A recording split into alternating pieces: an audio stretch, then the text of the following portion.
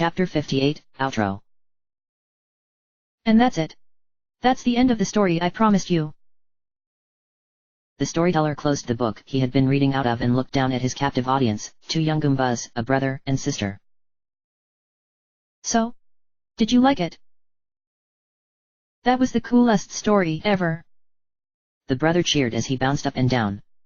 Oh man, I love hearing stories about Mario. That fight was so awesome. First King Shroud was like bam. But then Mario was like wham. And then they were like. So that story really happened? The sister asked eagerly as her brother started running around in circles and making sound effects. So does that mean everybody in the story is still around? They sure are. It only happened 10 years ago. That's so cool. The brother gushed out as he scurried to a stop next to his sister. I wanna meet all of those guys one day. Especially Mario. I wanna meet Hannah. The sister piped up. Her brother gave her an incredulous look. Why do you wanna meet her? 'Cause she was awesome. Well, maybe you two will get your wish one day, the storyteller laughed. Now I think it's starting to get late. You two should probably get going home now. Will you tell us another story about Mario tomorrow? Please? Asked the sister. The storyteller looked down at the two of them in disbelief as they both gave him puppy dog eyes. You want another one?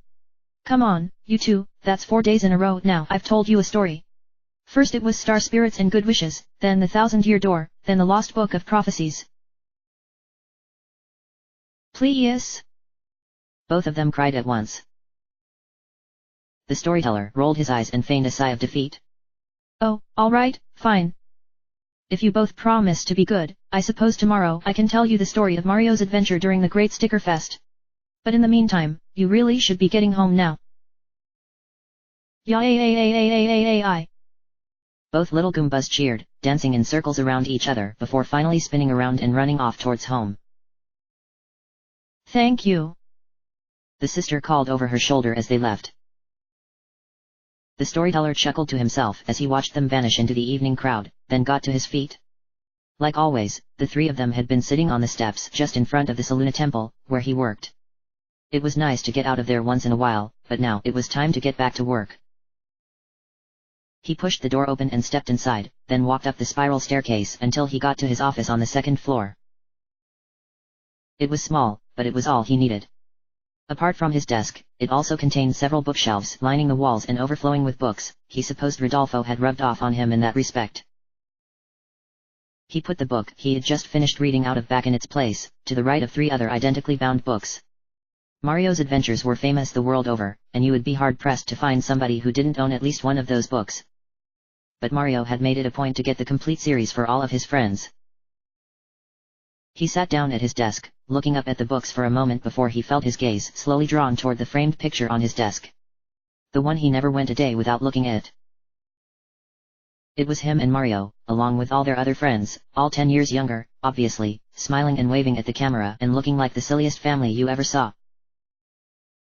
He smiled, wondering if he'd ever get around to telling those 2 kids the truth. Or if they'd figure it out on their own one day. He kept gazing at the photo, recalling how he had kept in touch with all of them over the years and wondering what they were all up to right that minute. Hannah had gone back to Fleetmont, rising up in the ranks of the Hammer Force until, much to her shock, Sergeant Sledge had retired and appointed her as his replacement. She had been nervous at first, fearing she wasn't worthy of such an honor, but everyone in town agreed she was the best chief of police they'd ever had. She had also married one of her friends from the force, and just a few months ago she had laid her first egg. She was completely freaking out about it, naturally, but all her friends helped her through it, always reminding her she was better than she thought she was, for which she'd always be grateful. Dulia had grown into a stunning young adult, and she still belonged to the Starshine Circus to this day. More specifically, she was the headliner. The performers had wondered if their show would ever match its former success now that their famous animal act was no more, but they didn't have to worry. Now people came from miles around to see the amazing Dulia, the world's greatest shapeshifter, who wowed audiences with her fantastical animal transformations. But she still liked it best when she was just with her friends. She and Benny were still happily together, and of course Imogen still watched their backs for old time's sake. Even Stubba, the baby of their group, was a baby no longer. Now he was a teenager, and by all accounts, he was quite the heartbreaker. He was a bit of a sports hero at his school, but of course he never let it get to his head, and everyone agreed on what an upstanding young man he was. And that wasn't all. Just a few months after getting back from his adventure, he had become a big brother. Now he had a sister named Neva, who according to him was an obnoxious little brat and the biggest thorn in my side. Of course that was only what he said to her face, since everyone knew that he'd make a world of hurt for anyone who messed with her. Maisie had gone back to living a quiet and peaceful life, content with retiring from adventuring and just watching Damien grow up before sending him off to study abroad at UGM. She had been offered the position of mayor of Viney Valley just after she got back, but she had turned it down, deciding that sort of thing just wasn't for her. At any rate, she was still universally admired and respected in her hometown, and even if she wasn't as young as she used to be, she still hadn't lost a touch of her beauty and grace. Just about everybody agreed on that, especially her husband. Speaking of whom, Snatchel was naturally still sheriff of Golden Spur Ranch, running as tight a shift as ever. After his adventure to help save the world, he had practically reached folk hero status in his town, and nobody even dreamed of running against him. He counted himself lucky for that, since there was no job in the world he would rather do. Once Damien was off at college, he and Maisie were finally able to get married, several years too late for his liking, and she had moved into town with him, and the place just became that much brighter with the two of them together. Ferdinand and the other bumpty boarders had finally opened up their surf shop not too long after the adventure was over. Now, 10 years later, it had expanded into an entire chain, and a wildly successful one at that. Ferdinand was actually an amazing entrepreneur, even if he didn't look it.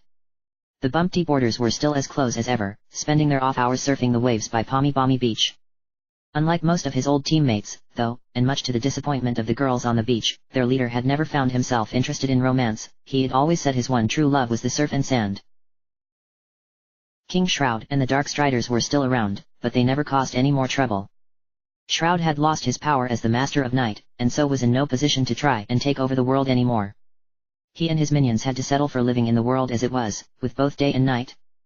They were highly reclusive and were naturally never seen during the day, but every so often, a wary nighttime traveler would enter a nearby inn with a wild look on their face, swearing they had just seen the swishing of a familiar cape and a group of dark blue, or green, creatures slinking around in the shadows. No one ever knew if those accounts were true. And it was probable that Shroud liked it better that way. Mario still took the time to visit his old friends whenever he got the chance, and even so, it wasn't often. His job as the hero of the Mushroom Kingdom was never over, after all, and it seemed that every time he caught up with his traveling companions he'd have a new crazy story for them about his latest quest to save the world. He was grateful when it was something as simple as Bowser kidnapping Peach again. Still, he was happy, and so were his friends whenever they got a chance to see him again. He never stopped telling them how glad he was that they all had met. The storyteller found his smile had grown huge from all those memories. And he shook his head and chuckled before looking at the Mario standing next to him in the picture, flashing his trademark peace sign. Mario. Thanks. Even if it had been a while, he still had a smile on his face as he turned away, knowing he had nothing to worry about. Mario would be back. When the sun rose in the morning, and daylight returned once again. The end.